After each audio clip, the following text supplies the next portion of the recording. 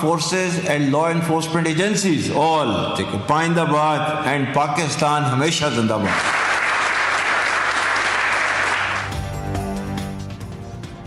Field marshal Syed Asim Munir का national police academy Islamabad का दौरा। नेशनल पुलिस एकेडमी पहुंचने पर गार्ड ऑफ ऑनर पेश किया गया। फील्ड मार्शल ने पुलिस शोहदा की यादगार पर फूल रखे और फातिहा ख्वानी भी की। दहशतगर्दी और दाखिली सिक्योरिटी चैलेंजेस के खिलाफ पुलिस के किरदार को खिराज तहसीन पेश किया।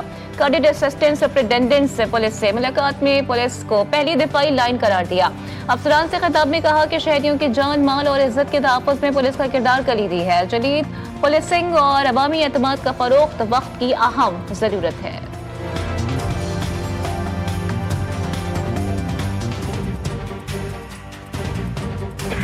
तफसील में जाए बगैर मैं समझता हूँ कि ये फाश गलती उस वक्त की गई और फिर सवात से सैकड़ों दहशतगर्दों को रहा किया गया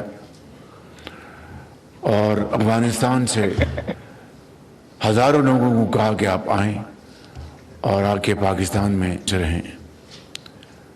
और ये है वो बड़ी वजह कि दोबारा दहशतगर्दी ने पाकिस्तान में सर उठाया। दहशतगर्दी बढ़ने की वजह दहशतगर्दों को अफगानिस्तान से वापस लाना था। सवात से सैकड़ों दहशतगर्दों को किसने रिहा किया? सोशल मीडिया पर जहर उगलता जाता है। दुश्मनों की आवाज से आवाज मिलाकर पाकिस्तान के खिलाफ जहर उगला जाता है। अफगानिस्तान से लोगों को लाकर बसाना फाश गलती थी। वज़ीर आज़म शहबाज शरीफ का कौमी वर्कशॉप में KPK के शुरा से खिताब। कहा, कौमी सलामती हुकूमत की अव्वलीन तरजीह है। रियासत दहशतगर्दी के नासुर को जड़ से उखाड़ने के लिए पुरअज़्म है। सिक्योरिटी चैलेंजेस से निपटने के लिए जामे हिकमत अमली अपनाई जा रही है। KPK में दहशतगर्दी से निपटने के लिए 800 अरब रुपए दिए।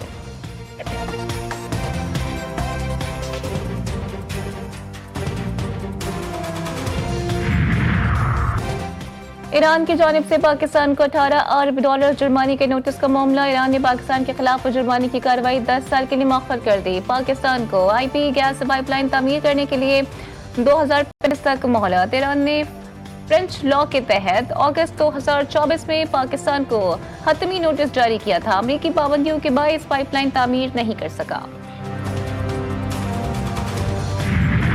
कराची के गुल प्लाजा में लगी खौफनाक शोलों ने 26 जिंदगियों का खात्मा कर दिया। 20 लाशों की शिनाख्त कर दी गई। मजीद 2 अफराद के अहले खाना का इंतजामिया से राबता। लापता अफराद की तादाद 83 हो गई। प्लाजा की छत की पार्किंग से 17 गाड़ियां, 12 मोटरसाइकिलें, एक रक्षा उतार लिया गया। इमारत के चारों जनरेटर्स भी मालिकान के हवाले। अरबों रुपए का सामान चंद घंटों में तहस नहस हो गया। सैकड़ों लोगों का रोजगार छिन गया। इमारत में कई मकामात पर दरारें पड़ गईं। कुछ हिस्से जमीन पर आ गिरे। रेस्क्यू टीमों का गुल प्लाजा के मुख्तलिफ हिस्सों में सर्च ऑपरेशन जारी। 39 अफराद की मोबाइल लोकेशंस गुल प्लाजा से आई हैं। ऑक्सीजन सिलेंडर्स और मास्क पहने रजाकार इमारत के अंदर पहुंच गए। डेप्यूटी कमिश्नर जावेद नबी खोसो का कहना है कि सुबह 3री और 4थी मंजिल पर रेस्क्यू एहलकारों को भेजा गया, लेकिन कोई लाश नहीं मिली।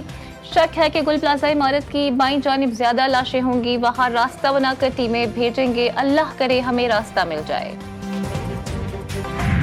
जो वाक़यात कराची में हो रहे हैं, आतिशज़दगी का वाक़या, उससे कबल हर दूसरे दिन जो है डंपर जो है वो जाने लेता है लोग। ये इतना बड़ा शहर हो गया हुआ है कि ये ह्यूमनली पॉसिबल नहीं है कि आप उसको मैनेज कर सकें प्रेजेंट स्ट्रक्चर के अंदर। एक इफ़ेक्टिव सिस्टम इवॉल्व होना चाहिए कि इन दारुल हुकूमतों से पावर जो है वो डिस्ट्रिक्ट लेवल पे, तहसील लेवल पे, मोहल्ले की लेवल पे और वार्ड्स की लेवल के ऊपर पावर ट्रांसफर हो। वज़ीर दिफा ख्वाजा मोहम्मद आसिफ ने 18वीं तरमीम को ढकोसला करार दे दिया। कौमी असम्बली इजलास में ख्याल करते हुए कहा कि 18वीं तरमीम ढकोसला साबित हुआ। मोहल्ले में नुमाइंदगी नहीं होगी तो वजारत दिफा के फायर ब्रिगेड आग पर काबू पाएंगे। कराची में आग तो कभी डंपर्स जाने लेते हैं। कराची इतना बड़ा शहर हो गया कि उसे संभालना मुश्किल हो गया। कराची में लोकल गवर्नमेंट सिस्टम लाना पड़ेगा।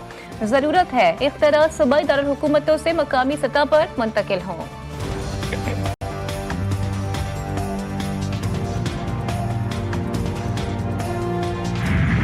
ये एक इंतहाई दर्दनाक हादसा है। इसका मुकाबला किसी क्रिमिनल एक्ट से नहीं किया जा सकता जिसमें 200-250 जाने गई। जरूरी नहीं है कि जब हादसा हो तो मिनिस्टर या चीफ मिनिस्टर पहुंचे, क्योंकि फिर उसका प्रोटोकॉल लगता है। असल बात होती है रेस्क्यू करना, वहां पे रेस्क्यू की चीजें भेजना।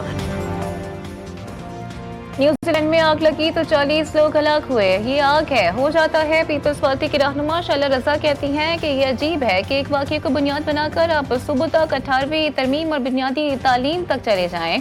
लाहौर में हफीज सेंटर में 3 मरतबा आग लगी, लेकिन उस पर कोई सियासत नहीं हुई। सिंध की तारीख हजारों साल पुरानी है। ये वो वाहिद सूबा है जिसने दिल खोलकर महाजरीन को वेलकम किया।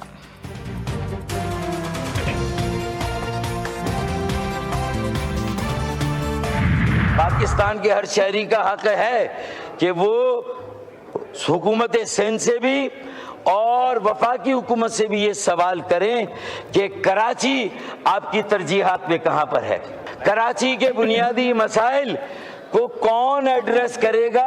आपके दर्द, आपके एहसास का तो अंदाजा उसी वक्त हो गया जब वजीर आला सिंध इस साने के 22 घंटे के बाद मौके पर पहुंचे। मेयर कराची आपका मेयर है भाई, आपने उसे बिठा दिया, लेकिन कम से कम उसे फौरी तौर पर सबसे पहले मेयर को आना चाहिए। कौमी असम्बली इजलास में गुल प्लाजा की आग पर बहस। MQM में PTI का ऐवान में एहतजाज। MQM का गुल प्लाजा वाक़े पर जुडिशल कमीशन बनाने का मुतालबा। फारूक सत्तार ने कहा कि ये आग हमारे दिलों में लगी है। कराची में कौमी सानिहा हुआ, 40 से ज्यादा अफराद शहीद हो गए, वो भी पाकिस्तानी हैं। अहले कराची का सवाल है कि कब विफाक और सूबाई हुकूमतों में कराची तरजीह हासिल करेगा। अमीनुल हक बोले, गुल प्लाजा में जो कुछ हुआ उसका जवाब कौन देगा। लोग जलते रहे पूरी रात, कोई नहीं आया।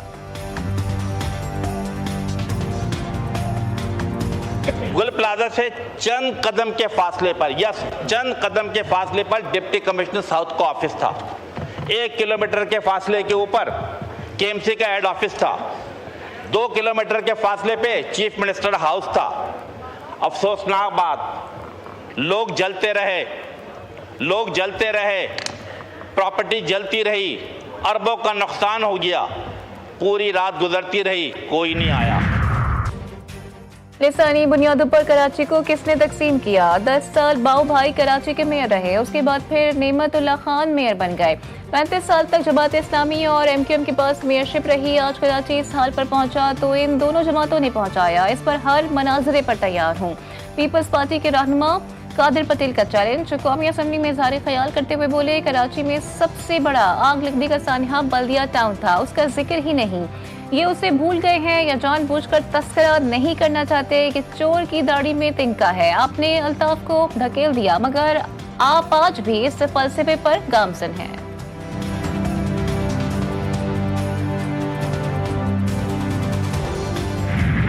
और मुल्क के बलाई इलाकों में बर्फबारी का सिलसिला जारी। वादी काकान नारान में बर्फ की सफेद चादर बिछ गई। गलियात में वक्फे से हल्की बर्फबारी। सयाती मकामात कलाम आलम जब्बा में भी पहाड़ों पर सफेदी छा गई। वादियों के हुस्न में मजीद इजाफा। दर्जे हरारत नुक्ते इंजमात से कई दर्जे नीचे चला गया। मामलाते जिंदगी भी मुतासिर।